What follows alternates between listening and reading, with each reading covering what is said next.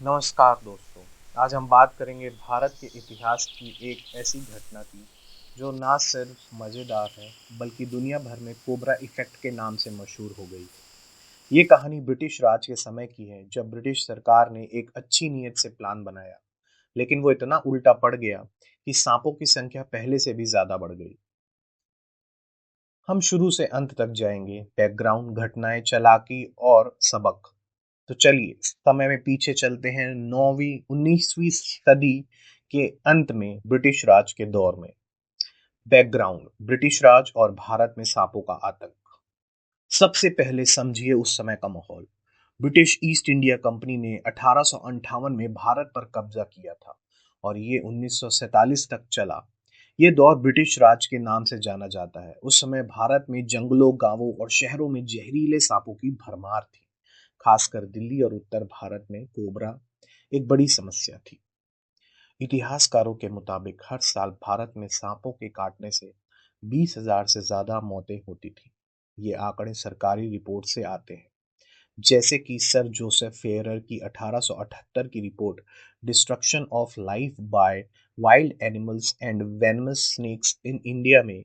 Ferrer British medical officer थे और उन्होंने बताया कि ये मौतें ज्यादातर कोबरा, करैत, रसल वाइपर और अन्य जहरीले सांपों से होती थी।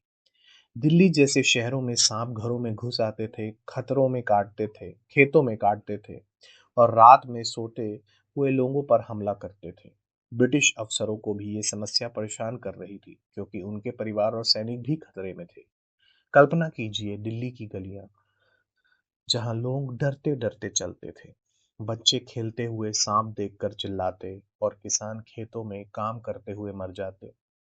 ब्रिटिश सरकार को लगा कि ये समस्या सॉल्व करनी ही पड़ेगी, क्योंकि ये उनके राज को बदनाम कर रही थी। वे सोचते थे कि भारत की जंगली प्रकृति को सिविलाइज करना उनका फर्ज है, लेकिन समस्या इतनी बड़ी थी कि साधारण तरीके से काम नहीं कर रही थी। सांपों को मारने के लिए लोकल लोग सपेरे बुलाते थे, लेकिन वो काफी नहीं था। दूसरा हिस्सा, ब्रिटिश सरकार का ब्रिलियंट प्लान, इनाम का ऐलान।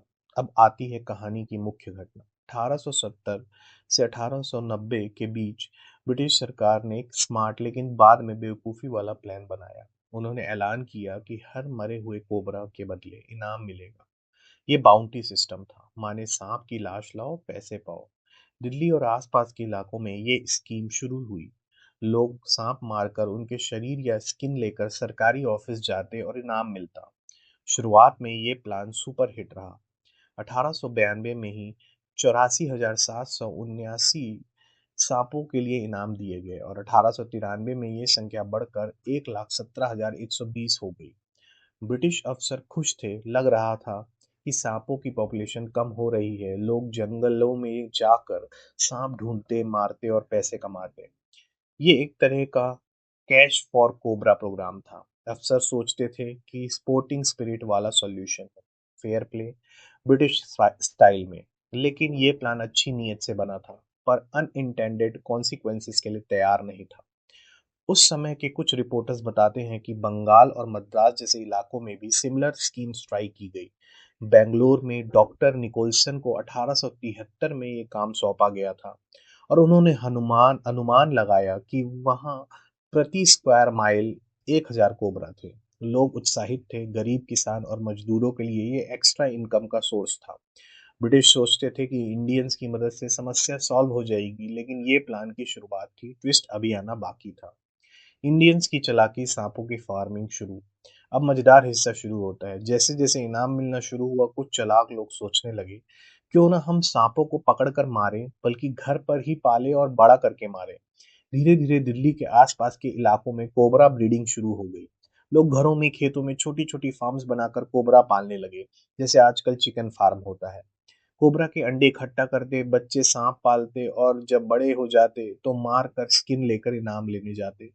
ये बिजनेस इतना प्रॉफिटेबल हो गया कि इनाम की संख्या आसमान छूने लगी। ब्रिटिश अफसरों को शक हुआ, इतने सारे सांप कहाँ से आ रहे हैं? क्या पॉपुलेशन इतनी तेजी से बढ़ रही है? जब उन्होंने इन्वेस्टिगेशन की तो पता चला कि लोग फार्मिंग कर रहे हैं। ये इंडियंस की इनोवेटिव थिंकिंग थी। वे सोचते थे कि सरकार का पैसा कमाने का ये अच्छा तरीका है, लेकिन ब्रिटिश को ये चीटिंग लगी। वे हैरान थे कि उनका प्लान उल्टा पड़ रहा है। एक रिपोर्ट में लिखा कि ब्रिटिश अधिकारियों ने ग्रामीण इलाकों में जाकर खुद देखा कि कोबरा फार्म्स चला रहे हैं। चौथा, प्लान का अंत और बड़ा ट्विस्ट, सांपों की संख्या बढ़ना। जब ब्रिटिश सरकार को पूरी सच्चाई पता चली तो उन्होंने तुरंत इनाम प्रोग्राम बंद कर दिया। सोचा कि अब फार्मिंग बंद हो जाएगी, लेकिन यो फिर उल्टा हुआ। जिन लोगों ने हजारों कोबरा पाले थे उन्होंने सोचा अब ये सांप बेकार हैं, इनसे क्या फायदा, इन्हें जंगल में छोड़ दो। नतीजा, सारे ब्रीडेड कोबरा वाइल्ड्स में रिलीज हो गए। दिल्ली और आसपास के इलाकों में सांपों की पॉपुलेशन पहले से कहीं ज्यादा बढ़ गई। जो समस्या कम करने के लिए प्लान बना था वो और बढ़ गई।